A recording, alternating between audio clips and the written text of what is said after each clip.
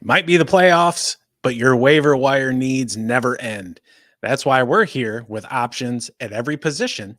Coming up next. It's about that time. Stone on Sports.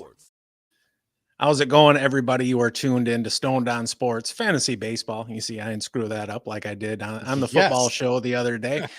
My name is Matt. Got the awesome co-host Kyle here today, and we have waiver wire targets playoff edition. We're going around the horn. We're helping you fill those holes that you may have in your roster on your continued path to a fantasy championship. Kyle, how the hell are you, dude? Doing great. Hope you're doing well. Want to ask everybody, please like and subscribe. We'd really appreciate it on the march to 500. It's free.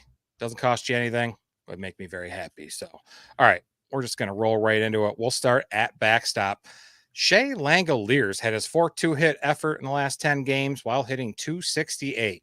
What else can you tell us about him, Matt? Well, maybe a little bit. This dude has been a top 5 option at the position since late August. And look, he's not hitting for a great average, but he's hitting with power and producing runs for a team that's actually been scoring some runs lately. You look at his season-long numbers and you know, his triple slash is underwhelming.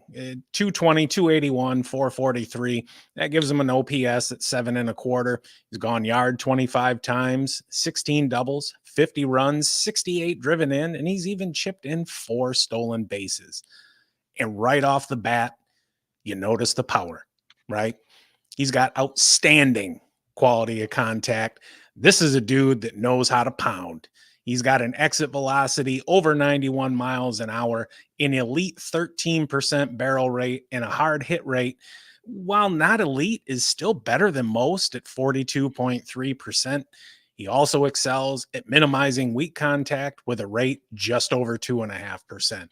But when you have all that power, there's going to be a trade-off besides the low average. Dude's striking out 26.4% of the time. That rate, however, is actually down 3 points from last season, surprisingly enough. He's got a 13.1% swinging strike rate and a whiff rate at 28.9%. That puts him in the bottom quarter of the league. However, he has decreased each of those metrics every year he's been in the bigs. And he will draw a walk. His rate's at 7% flat, but we can tell by his 281 on base that it's not a terribly frequent event. Like his strikeout rate, though, he's improved his walk rate every season. And with a 65.5% first pitch strike rate, he's getting behind early in the count pretty often. But overall, he's only seeing pitches in the zone 50.5% of the time.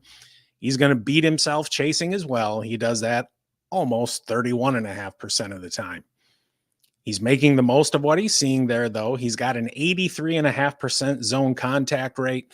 And while that mark is below where most hitters are at, it's passable. It's fine, right? And again, there's year-over-year improvement. And overall, he's making contact 73.6% of the time. Same story as his zone contact rate. It's not great. It's below average. It's passable. You'll take it. He's improving year-over-year. And we know that, again, we've said this all season long, outside of the top couple options at the positions, you're playing musical chairs. But at the same time, he is a player on the rise. Stop me if you've heard this, but he's a fly ball pull hitter with a vast majority of his extra base hits going to right field. He doesn't put the ball on the ground a whole lot, and his line drive rate, while still low, is over 20%. And we're at the point in the season where, you know, beggars can't be choosers, right? If you're on the wire hunting for a catcher like I would be, you know, he's going to give you the power. He can drive in some runs. He'll score. Yeah, he stole 4 bases, but I'm not counting on that with any kind of frequency. Still, take the power where you can get it. There's not a whole hell of a lot out there at catcher to begin with, especially on the wire in this time of year. You do what you got to do. It's playoff time. Yep. For sure. So we've talked all season long about getting on guys who are on hot streaks, right? But this first baseman we've got teed up actually gives you the opportunity to jump in before the player is hot. He's that lefty bat with a short porch in right field there at Yankee Stadium, and the Yankees face like 6 right-handed pitchers this week. Kyle, Yeah. are you keen on Anthony Rizzo? Stuff doesn't look that good. I mean, he's had a very down year. This isn't even Rizzo from 2 seasons ago. But Matt mentioned the right-handed pitchers he'd be going against could give you some unexpected run production and be at the start of his hot streak, like he said. Since returning from the first of the month, he's played in 7 games. He's just 5 of 23, 2 doubles, 2 runs, 3 RBIs, slashing 217, 280, 304. So pretty crappy there, but walking at an 8% clip and a low strikeout rate around 16. I do love his K rate on the year is 16 and a half. It's 6.5 better than last year, putting him in the 80th percentile. However, the walk rate uh, of 6.6 has gone in the wrong direction, down almost 2% from last year. His swing rate, his first pitch swing rate are all up over last year and his career, but he's still got those elite contact numbers he's known for. Zone contact rate over 90%, chase contact rate 66 too. Both of those numbers are 8% better than the MLB average. Good things usually happen when you put the ball in play. We said it. Yes, they do. We say it every week. So I love the contact numbers there. The power numbers we saw from a couple seasons ago when he finished at 817 OPS are pretty much gone this season. This season, his average exit velocity, hard hit rate, barrels, expected slugging are all in the bottom 15% or worse. And looking at his batted ball profile, he's hitting far less fly balls than he ever has, along with pulling the ball less, combined with a below average exit velocity. Those fly balls are just turning into easy outs in the outfield. He's hitting, looking at the batted ball, he's hitting more, like weak flare, shallow outfield, and his pop-up rate or his infield fly rate is almost double the league average. It's not very good. He's always been a guy that's chased balls out of the zone with a career 30% rate this year and last season, but he's been over 34% this year. But his strength, because of those great contact rates, is not whiffing. He doesn't whiff that much. Whiff rate of just 18.7 this year is in the 82nd percentile.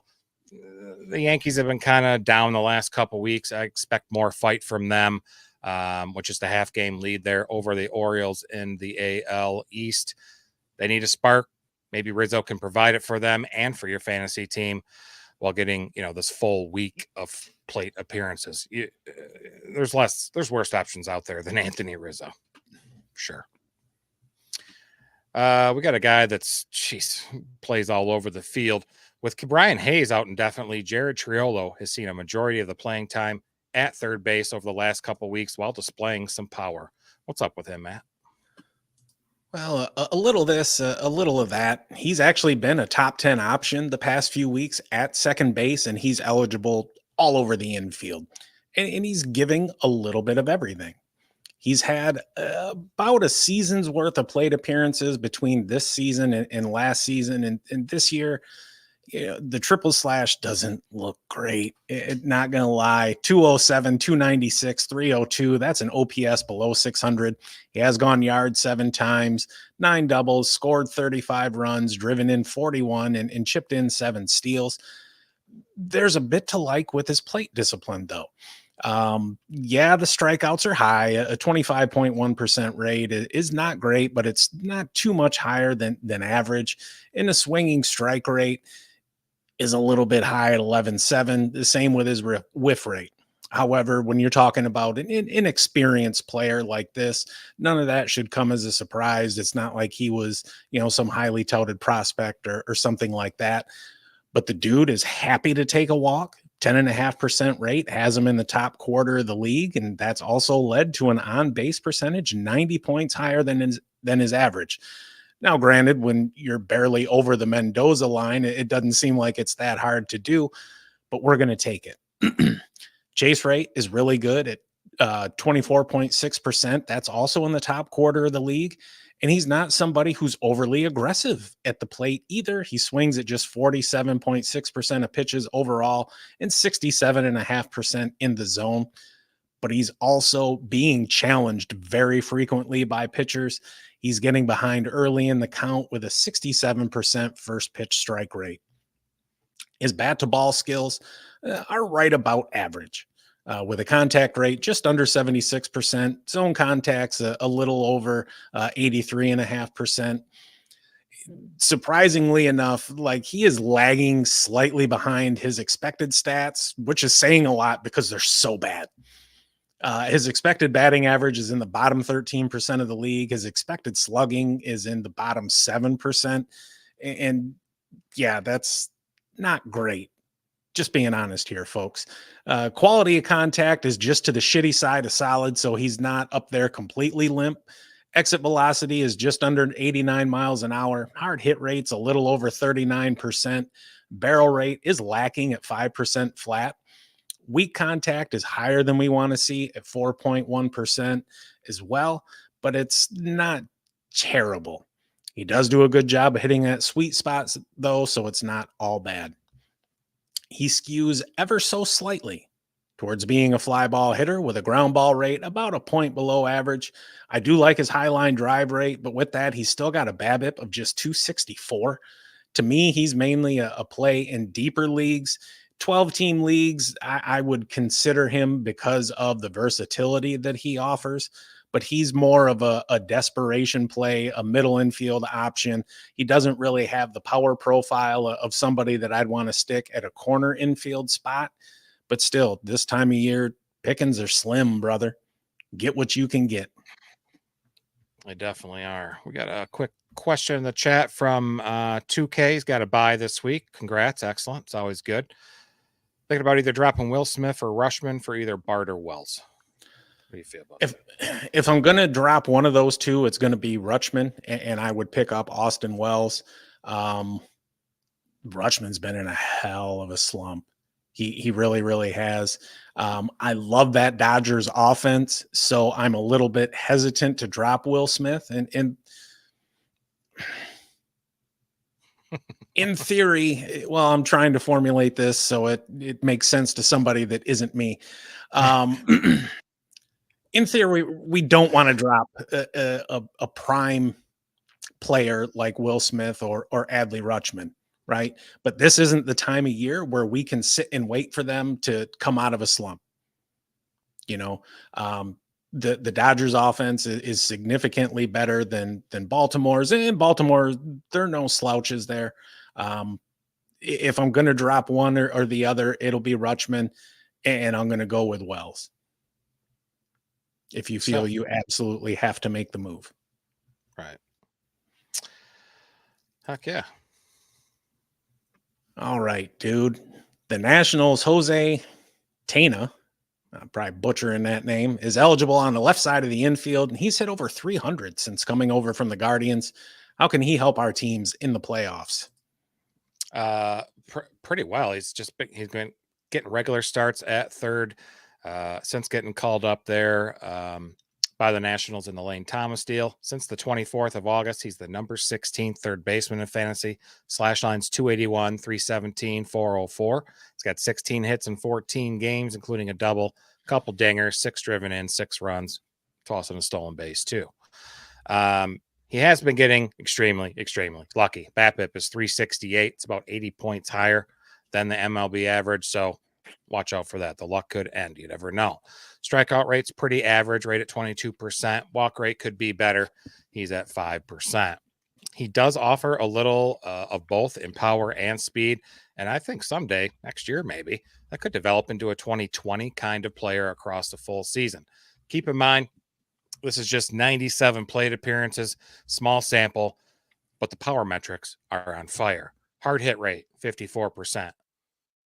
He's had 27 hits. That means 15 of his 27 hits have been 95 mile an hour off the bat or higher. It's pretty damn good. Exit velocity is 92.8, barrel rate 12.9, expected sluggings 521. All 4 of those metrics, if he was a qualified hitter, would be among the top 10 best hitters in the majors. As for the speed, he has just 2 steals on his resume. However, he accumulated 15 in the minors this year, 16 the year before that in the minors, and he has above average sprint speed of 28.1 feet per second. He could help himself by pulling the ball a lot more, very low rate, under 23%. So where are those balls going? Mostly up the middle, some oppo taco too. And a great deal of those are fly balls and line drives, which is great combined with his excellent power. And I really like, as a young hitter, that his contact skills are pretty damn good. 4% higher zone contact rate, 7% better chase contact rate than the league. It's kind of nice. I think you can expect an increase in extra base hits as he gets more time facing big league pitching.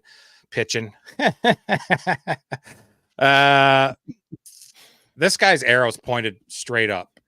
In additionally to potentially helping redraft owners down the stretch this month, he also seems like he'd be a great asset in dynasty leagues. He's only 23 years old, has a little position versatility too. It's great. So he's at least worth keeping an eye on, and someone to remember for drafts next fantasy season. All right, we talked about this D-backs infielder a while back, but he's still been producing. Will Geraldo Perdomo still be fantasy relevant? I know Ketel Marte's back. Do you think he's still going to do all right? Yeah, I think so. It's Geraldo, not Gerald. Oh, yeah, I messed up. Yeah.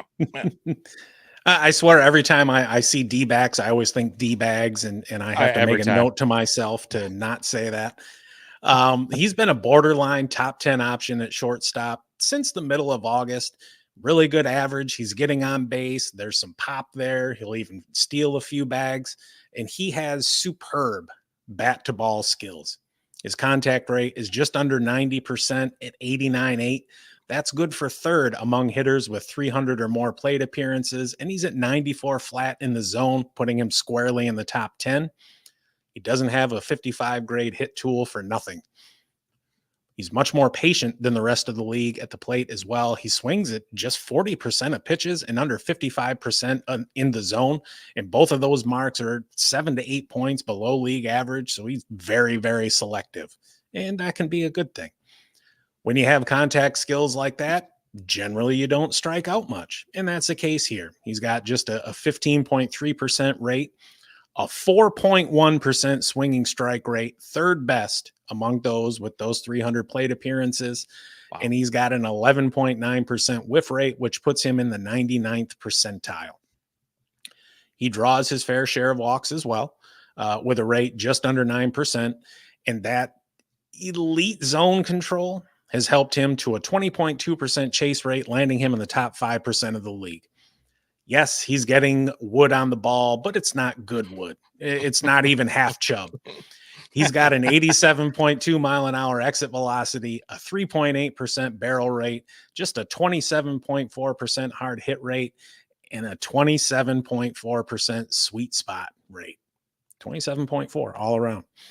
Peaking at his batted ball data, he's roughly average in terms of his ground ball and fly ball rates, with a line drive rate that's about 4 points low. He does do a good job of using the whole field, though, and he's a switch hitter, but all three of his home runs have come from the left side of the plate, and most of his extra base hits overall.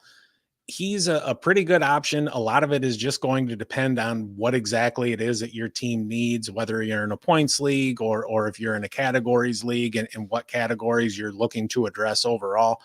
There's not a whole lot of pop in his bat, but he gets on base. He hits for a decent average. That's a team that has really turned the corner in the second half and started to score some runs there as well. So while there isn't a lot of opportunity for run production in terms of runs driven in, chances are he should be able to score quite a few for you. Excellent. Now we're going to go to the outfield.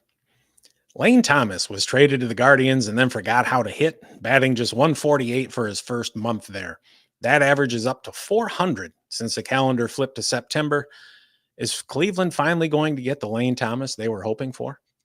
Yeah, I think so. I mean, his tenure there in Cleveland started fucking sour, really, but he's really bounced back. Daniel Schneemann and John Kenzie Noel have been struggling of late, and Thomas has been able to grab a decent share of the playing time against right-handers, in addition to playing regularly versus lefties. He's number 40 outfielder since August 24th. And number 20 last week, slashing 300, 333, 700 slugging with 6 hits, including 2 doubles, 2 homers, 4 RBI, 3 runs driven in, and a stolen base. But let's not start sucking each other's dicks just yet. He has 0 walks, and he struck out over 38% of the time in that span. On the year between Washington and Cleveland, he's slashing 240, 317, 383, with just a bit of luck with a BABIP about 16 points higher than the major league average. Guy's fast, right? He's got 32 steals on the year. Sprint speed is the 13th best in the majors. Very good for fantasy for him. And he's starting to look like he's starting to steal some more. Strikeout rates 25-3. That's that's above average. He's in the bottom quarter of hitters, but the walk rate's nice at 9 flat, above average. Looking at his underlying metrics more, specifically his power numbers, we see a guy that sits just below average. Average exit velocities in the 43rd percentile, barrels 39th, sweet spot 40th, bat speed 44th. Though his hard hit rate is in the 54th percentile at almost 41%, and he also carries a very good squared up rate. He's a patient hitter. His swing rate is over 4% lower than MLB average, and he tends not to swing at first pitches compared to the rest of the league. And he won't chase much at all either, evidenced by his 22.3 chase rate, the 17th best in baseball. Quick aside, Matt, you might be interested to know that Matt Vierling and Riley Green have the 15th and 16th best chase rates in the majors on the year. I did not know that.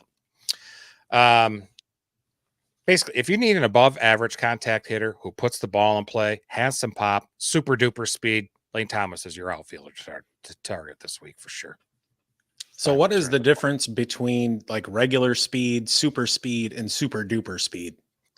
And Speedy Gonzalez. And yeah, I'm not sure. But he's pretty damn fast. 13th fastest guy in the league. I love it. All right, on to pitching. We got a couple pitchers. First, a starter. We've talked about him before. This Orioles pitcher's gone 3-0 with a 2.96 ERA over his last 5 outings. Can Dean Kremer be an asset in the playoffs for fantasy managers? Of course. We're talking about him. We're telling you to pick him up. Right. Yes, we're going to go over players you should completely avoid today. Yes. He is the number 21 starting pitcher since the middle of August. He has 4 quality starts in his last 5 appearances. In that time, he's 3-0 with a 2.96 ERA, a 121 whip, struck out 25, walked 11, no dongs. The man is a eunuch when it comes to dongs. 27 1/3 innings pitched. On the year, not quite as good, but everyone goes through hot streaks, right? 7-9 with a 4.27 ERA. His FIP and xFIP are right around there. A 127 whip, 106 strikeouts, 47 walks, 15 dongs, and 111 2/3 innings pitched. He's got to start at Boston this week, and Boston's not doing so hot lately. Lots of strikeouts, the fewest walks in the game, a 639 OPS, and his next start is at home against San Francisco. Also not hitting all that well, so there's a nice possibility here for another couple start run for you. As for what he's going to give you, strikeouts, 22% rate, striking out over 8.5 per 9, but it's not through swing and miss. Just an 8.6% swinging strike rate and a 22.1% whiff rate. He does get a really good amount of called strikes, though, over 17.5%. His first pitch strike rate is a little low at 60.9, and he's working in the zone just under 51% of the time, and that's also a little bit low. You got to work in the zone. The zone is important. His walks, a little high, 9.8%, 3.79 per 9. That's, well, I mean, it's a little high. It's not great. That's a great way to beat yourself. Luckily, Boston doesn't. You all right there, buddy? Yeah, I'm good. Luckily, Boston doesn't like to walk. There's not much deception in his delivery, though, either. His chase rate's 27.2%. That puts him in the bottom third of the league. And he does give up more contact than I'd like. 80.8% overall, 87.1% in the zone. And, you know, when it comes to overall contact, we like to be below 80%, but this is a dude who's kind of finding his groove a little bit, and we're going to roll with him. Batters are relatively patient against him, which makes sense since he's walked 3 or more in 9 of his 21 starts. Quality of contact, it's not half bad. 88-mile-an-hour exit velocity, that puts him in the top quarter of the league. 36.9% hard hit rate, that's in the top third, and a 4% weak contact rate. Barrel rate is rough, though, at 10.2%. His batted ball data, he's a fly ball pitcher. He doesn't get pulled much. He limits the line drives, and he gets a good amount of grounders. We'll take that. He does get good movement with his pitches on one plane or the other, with 3 of the 5 pitches that he throws, and he has an excellent splitter with just a 125 average against and a 160 expected average against. Like I said, there's a couple decent matchups coming here. Baltimore is a team that can score some runs. Adley Rutschman's slump notwithstanding, considering he's owned in just over 20% of leagues. If you're looking for somebody here for, the remainder of this week and somebody to give you a start next week, I think he's a pretty damn good option. Heck yeah. We had a question. Hold on. Hopefully there's not a wrong answer. Yandy Diaz is available. Yes. Wow. I'm going to say he's like 80-some% owned. Yeah, I would pick him up too. Yeah, absolutely. He's been the best catcher in the game offensively over the past month or so. Absolutely pick him up. And Verla stopping by. Thanks, man. Hope the Stone on Sports boys are doing well. Not a Tigers fan, but like to see them sneak into the playoffs. It'd be nice. Bunch of young guys there. They're playing hard and they're 3 games back. 3 games back of the wild card. Boston and Minnesota both have the tiebreaker against Detroit, though, just because of the season series, I believe. But I think they can do it. They might have Reese Olson coming back here soon. He's been out on some rehab starts. You got Tarek Skubal, who's just been a man among boys this year. And there's some sneaky good hitting. Parker Meadows is kind of starting to figure some things out. There's a lot to like there, and there's some reason for optimism, not only this season, but going into next season as well. But this year ain't over. Right. Kelsey wants to know, in the whole league, who do you think beats himself the most? I don't know. That'd be a question. Like, when I read this, yeah, right. When I read this, I think, the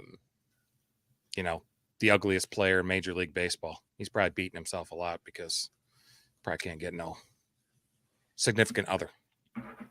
And whatever. If you're rich, you can get somebody. Yeah. Supersonic said Kyle too. Appreciate that. Love you too, man. Yeah, no problem. All right, buddy. one more guy. Yes. Aroldis Chapman is back in a familiar place in the closer role. For those needing saves, how good of an option is he? Yeah, I mean, he is. He's been the setup man there all year for Pittsburgh, and David Bednar was removed from the closer role, so Chapman should be the one to go with next. Watch out for Dennis Santana, though. He picked up a save the other day, and he's on 12 straight scoreless innings, so we'll see what's going on. Chapman was pretty good in August, number 37 relief pitcher in August, 3 flat ERA, sub 1 whip, 22 strikeouts, just 2 walks in 12 innings, which is nice. Wait till I tell you his yearly walk rate. You're going to shit. On the season, he's had 60 appearances, 54 innings. He's 6-6, has 22 holds, 6 saves, 87 strikeouts with a 4 flat ERA and a 131 whip. Strikeouts are amazing. K per 9 is 14.5. That's a 37% strikeout rate. Walks are where the problem lies with Chapman. 16-2 walk rate on the season, putting him over 6 walks per 9 innings. That freaking hurts. A lot of good things, though. Expected batting average, very good. Allows just 170. Excuse me. Expected slugging is a 306. That's a top 5%. And, this guy's been around for a while. He's a flamethrower. He averages 98.6 mile an hour, regularly pumps triple digits in his outings. And in a game in August, he struck out Manny Machado on a sinker that was clocked at 104.7 miles an hour. And that's not even the fastest pitch this season. That was last week. The reliever for Tampa Bay, Ben Joyce, threw a 105.5 last week. You don't play for Tampa Bay? No. He plays for the Angels, but he's on the IL now. Oh, my bad. Another ward of Chapman's is that he allows too much contact, too much hard contact. Exit velocities in just the 9th percentile, hard hit rates in the bottom quarter of pitchers, and his barrel rates below average too. He's saved a little bit by, a pretty good ground ball rate, and the fact that he doesn't allow too many line drives. He does allow about 7% more fly balls than average, but it hasn't hurt him at all with a sub-1 home run per 9. He's still pumping triple digits. Yeah, he still walks the guys, but I think he strikes out enough to mostly make up for it. Expect Chapman to get the majority of save opportunities as we close the season. If you need saves, grab him up. Just what's he available? 60% of league. So somebody that you could likely get. Very nice. Let's see. Better add 2K. Bogarts, Xavier Edwards, Otto Lopez, Young, or Pete Crow Armstrong. Yep. Josh Young. He's been, dude's hitting like 400 this month with some power. He's finally getting back in the groove after being out for forever and a day. PCA has been good too. I think we profiled him last week though. Like he's been getting it done with some smoke and mirrors and Instagram filters and shit like that. And he's due for some regression here very soon. Awesome. Real quick, we'll go over the podcast listener league playoffs, which I'm not in because I lost last week. But Matt snuck in with the 6th seed. That's right. You get lucky. I cannot believe Uncle Ted lost, I lost, and the other team. Wasn't there another one? AJ. Yeah, AJ. All lost. I lost by what happened was the 2.7 points. It didn't matter, 2.7 or 270. Point is, your ass is watching from home, and I'm out here making moves, taking Brandon's team down. Loud Boy is up next after I do that. And here's the thing. Earlier in the season, like it was rough. I was as broke as a stripper sitting on some old dude's lap. But now things are looking up, brother. Things are looking up. I'm in the playoffs where I belong. 2K, one more question and we'll get out of here. Drop Zebby Matthews for Landon Knack. I'm because Yamamoto's scheduled to come back next week and somebody's going to get pushed out of there. And it could be Knack. It could be Bobby Miller even because he's been shit. Yes, he has. You know what? So, I'm going to hold on to Zebby. Just that command that he has is just elite.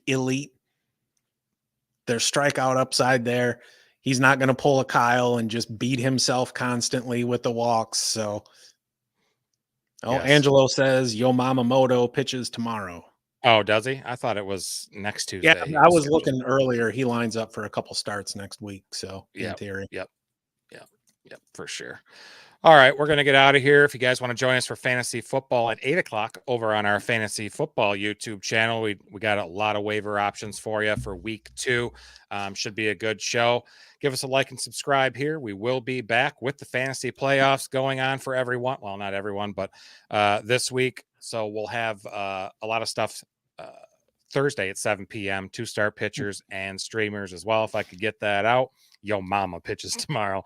Good night, everyone. One more thing before we sign off. Just we're done. On a more serious note, I do want to say today is World Suicide Prevention Day. And as somebody who, some years ago had some mental health struggles, just for everybody out there, no matter what you think, you're not alone. There's always somebody that cares. There's always at least one person. Yep. Even if that person has to be me. I'm here for each and every one of you. Excellent. Good stuff, Matt. Everyone, see you, folks. Have a good evening. Good luck, everybody.